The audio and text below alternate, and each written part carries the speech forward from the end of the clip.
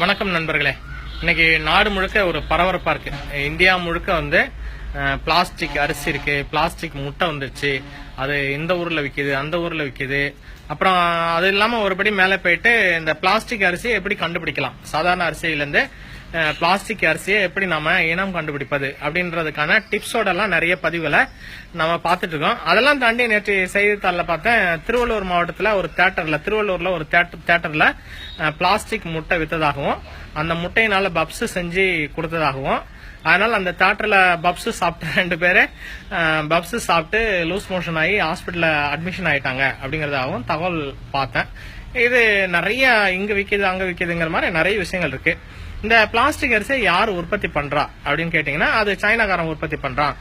பாருங்க, பிளாஸ்டிக் அரிசி உற்பத்தி ஆயிட்டு இருக்கிற இடத்த பாருங்க, பிளாஸ்டிக் எப்படிதான் உற்பத்தி பண்றாங்க அப்படின்னு சொல்லிட்டு ஒரு கிரானுவல்ஸ் காட்டுறாங்க. அது ஆக்சுவலி பாலிமர் கிரானுவல்ஸ். இப்போ ஒரு பிளாஸ்டிக் ரா மெட்டீரியல் அப்படிங்கறத 120 ரூபா ஒரு கிலோ விக்குது. அப்ப 120 ரூபா ரா மெட்டீரியல் போட்டு 30 ரூபா 25 ரூபாய்க்கு அரிசியை விற்க முடியுமா அப்படிங்கிற சாதாரண அறிவுள்ளவர்கள் கூட இத இனம் கண்டுபிடித்து விட முடியும். இது விஷயம்.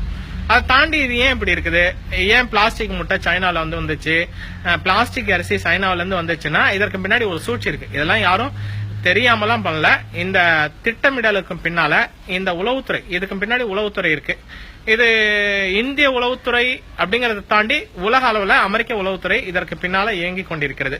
என்ன சார், இங்க பிளாஸ்டிக் அரிசி விற்கிறதுக்கும் பிளாஸ்டிக் முட்டை விற்கிறதுக்கும் அமெரிக்காவுக்கும் என்ன சம்பந்தம் அப்படின்னு கேட்டீங்கன்னா, அமெரிக்க உளவுத்துறை மட்டும் இல்ல, இங்க இருக்கிற நம்ம ஊர் ஆட்களும் நல்லா விளையாடுறாங்க. ஏன் விளையாடுறாங்கன்னு கேட்டீங்கன்னா, இப்போ இந்தியா முழுக்க இருக்கக்கூடிய காவேரி படுகை அப்படின்னு எடுத்துக்கிட்டாலும் சரி, கோதாவரி படுகை அப்படின்னு எடுத்துக்கிட்டாலும் சரி, இப்ப இந்த 2 படுகை தான் இந்தியாவினுடைய ஒட்டுமொத்த அரிசி உற்பத்தியில முன்னிலை வகிக்கிறது. அதை தாண்டி போனீங்கன்னா பஞ்சாப்காரங்க கொஞ்சம் அரிசி உற்பத்தி பண்றாங்க, வெஸ்ட் பெங்கால்காரங்க கொஞ்சம் அரிசியை உற்பத்தி பண்றாங்க. இதுல இப்ப என்ன புதுசா இப்ப நம்ம ஆட்டெல்லாம் கிளம்பிட்டாங்கன்னா, ஏதோ வித்தாங்க, காத்த வித்தாங்க, அலைக்கற்றியை வித்தாங்க, எல்லாத்தையும் வித்து முடிச்சுட்டு கடைசியில இப்ப பூமிக்கு உள்ளதை எல்லாத்தையும் வித்து முடிச்சுடுறது. எதான் என்ன ஆனாலும் பரவாயில்ல, பூமிக்கு உள்ள ஒன்னையும் வைக்கிறது இல்லையா அப்படின்ற அளவுக்கு ரெடி ஆயிட்டாங்க. அப்ப அந்த நிலையில தஞ்சை படுகையில இருக்கக்கூடிய மீத்தேன், ஈத்தேன், பீத்தேன், பீத்தேன் அப்படின்னு நிறைய தேன் இருக்கு. அந்த தேனெல்லாம் அழிக்கணும்னா முதல்ல வந்து அந்த தேனை அழிக்கிறதுக்கு முன்னாடி ஈத்தேன் மீத்தேன் தான் சொல்றேன், முதல்ல கூண்டை கலைக்கணும். கூண்டை கலைச்சாதான் தேன் எடுக்க முடியும். அதே மாதிரி இந்த மீத்தேன், பீத்தேன், ஈத்தேன் எல்லாம் எடுக்கிறதுக்கு முன்னாடி அங்க இருக்கக்கூடிய விவசாயிகளை கலைச்சு ஓட வைக்கணும். அப்ப அதை ஓட வச்சிருவாங்க. ஏன்னா காவிரியில தண்ணி இல்ல, எவ்வளவு நாளைக்கு தாக்கு பிடிக்கும். தஞ்சாவூர் விவசாயிகள், கடலூர் விவசாயிகள், கடலூர் மாவட்டம், தஞ்சாவூர் மாவட்டம், நாகப்பட்டினம் மாவட்டம், திருவாரூர் மாவட்டம், திருச்சி மாவட்டம், அத்தனை மாவட்ட விவசாயிகளும் ஓட வேண்டியதான், ஊரை விட்டு ஓடிட வேண்டியது, காலி பண்ணிட்டு ஓடிட வேண்டியதான். அதுவும் நீங்க அந்த எண்ணெய் படுகைகள் அப்படிங்கறதெல்லாம் பாத்தீங்கன்னா, யாராவது முகநூல் நண்பர்கள் நல்ல குறும்படம் எடுக்கக்கூடியவர்களா இருந்தாங்கன்னா, இப்ப அடுத்து ஒரு 2 மாசம் கழிச்சு இந்த எண்ணெய் படுகை எங்கெல்லாம் எடுக்கிறாங்கன்னு ஒரு சின்ன ஷார்ட் ஸ்டோரி ஒன்னு எடுங்க. அந்த ஊர்ல இருக்கக்கூடிய என்னென்ன விளையுதுன்னு பாத்தீங்கன்னா, எல்லாம் தமிழ்நாட்டிலேயே செழிப்பான இடம் எதுன்னு பாத்தீங்கன்னா, இவங்க லிஸ்ட் போட்டு வச்சிருக்கிற எல்லா ஊரையும் நீங்க சேர்த்துக்கலாம். காட்டுமன்னார்குடியா இருந்தாலும் சரி, புவனகிரியா இருந்தாலும் சரி, கடலூர் மாவட்டத்தில் இருக்கக்கூடிய பண்ருட்டி வட்டத்துல சில பகுதிகள், கட்டியங்குப்பம், இப்படி நிறைய ஊரு. அதுல அப்புறம் ஊர் பேர் தெரியாத ஊரெல்லாம் நிறைய லிஸ்ட்ல வருது. இந்த ஊரெல்லாம் பாத்தீங்கன்னா அவ்வளவு செழிப்பான ஊர். இதெல்லாம் அழிக்க போறாங்க. நாளைக்கு பாலவனமாக போகிறது. கோதாவரியை காலி பண்ண போறாங்க. அப்ப ஆந்திராவில இருந்தும் அரிசி வராது. கர்நாடகாவிலையும் காலி பண்ண போறாங்க. அப்ப கர்நாடக பொண்ணையும் வரப்போறது இல்ல. அதுக்கப்புறம் தமிழ்நாட்டுல அரிசி விளையவே இல்ல. யானை கட்டி மாடு கட்டி போராடித்தால் மாலாது சென்னல் என்று யானை கட்டி போராடித்த அழகான தென்மதுரை அப்படின்லாம் பாட்டெல்லாம் நம்ம சும்மா பாடிட்டு இருக்க வேண்டியதான். இப்ப மதுரையிலயும் நெல் விளையாது. அப்ப இதெல்லாம் முடிஞ்சிச்சுன்னா நெல்லு தேவை, அரிசி தேவை. அப்ப அரிசி என்ன பண்றது, அரிசி அவனை சாப்பிடாத, ரேஷன் கடையில அரிசியை கட் பண்ணிட்டு கோதுமையை நாம போடு. எவ்வளவு நாளைக்கு போடுவேன், கொஞ்ச நாளைக்கு போடுவேன். அதுக்கப்புறம் ஏதோ ஆகட்டும், இப்போதைக்கு நாங்க எண்ணெய் எடுத்தாகணும். அப்புறம் அரிசிக்கு என்ன பண்ண, அரிசி இப்போது சைனாவில உற்பத்தி பண்றாங்க. அரிசிய உற்பத்தி என்பதை விட சைனால விளைவிக்கப்படுகிறது. நிறைய அரிசிய விளைவிக்க போறாங்க. அப்ப இந்தியாவில அரிசி மார்க்கெட் டெவலப் ஆக போகுது. அப்ப அரிசி மார்க்கெட் டெவலப் ஆச்சுன்னா சைனாவில இருந்து அரிசி இறக்குமதி ஆயிடக்கூடாது. நாளைக்கு சைனாவில அரிசி இறக்குமதி ஆயிடக்கூடாது. அப்ப என்ன பண்றது, சைனா அரிசி விற்காம பண்ணணும். அப்ப சைனாவை பற்றி ஒரு கெட்ட பேரை உருவாக்கணும். சைனாக்காரன் பிளாஸ்டிக் முட்டை அனுப்பிச்சான், சைனாக்காரன் பிளாஸ்டிக் அரிசி அனுப்பிச்சான் அப்படின்னு இந்த மக்களுக்கு சைனானாலே வெகுண்டடுற மாதிரி இருக்கணும், வாமிட் வரணும், வாங்கணும், அப்படிலாம் பண்ணிட்டு அப்ப என்ன பண்ணுவீங்க அப்படின்னா, எவனோ இருக்கிறான், கம்போடியா, இந்தோனேஷியா, பிலிப்பைன்ஸ் இங்கெல்லாம் அமெரிக்கா கொஞ்சம் ஆதிக்கம் பண்ணி அங்க அரிசியை உற்பத்தி பண்ணி இந்த பக்கம் தள்ளி விட்டு கமிஷன் அடிச்சுக்கலாம். அதற்கு நம்ம ஊர்ல அதானி, அம்பானி, பம்பானி, பும்பானின்னு நிறைய பேர் கம்பெனிகள் இருக்குது. அப்ப இவங்க இந்த கம்பெனிகள் எண்ணெயும் எடுப்பான், இங்க இருக்கிற நெல் வயல்களை பாலைவனமாகவும் ஆக்குவான். அப்புறம் அங்க சாப்பாடு இருக்க வழி இல்லாமல் உங்களுக்கு பாலைவன மக்கள் மாதிரி இந்த மக்கள் பரதேசிகளாக குடிக்க தண்ணி இல்லாமல் சாப்பிட உணவு இல்லாமல் ஐயோ எனக்கு சாப்பாடு கொடுங்களேன் அப்படின்னு பிச்சை எடுக்கின்ற போது பிச்சை போடுவதற்காக பிச்சை பொருட்களையும் அவன் இறக்குமதி பண்ணுவான். அப்ப எல்லா விதத்திலயும் லாபம் யாருக்கு? இந்த அந்தானி, அம்பானி, அதானி, மோதானி, கோதானின்ட்டு நிறைய தானிகள்லாம் இருக்கிறாங்க. இந்த தானிகள் எல்லாம் வந்துருவானுங்க. இதெல்லாம் வியாபாரம் பண்றதுக்காக இன்னைக்கு மக்கள்கிட்ட முதல்ல ஒரு வதந்தியை கலப்பணும். என்ன வதந்தி?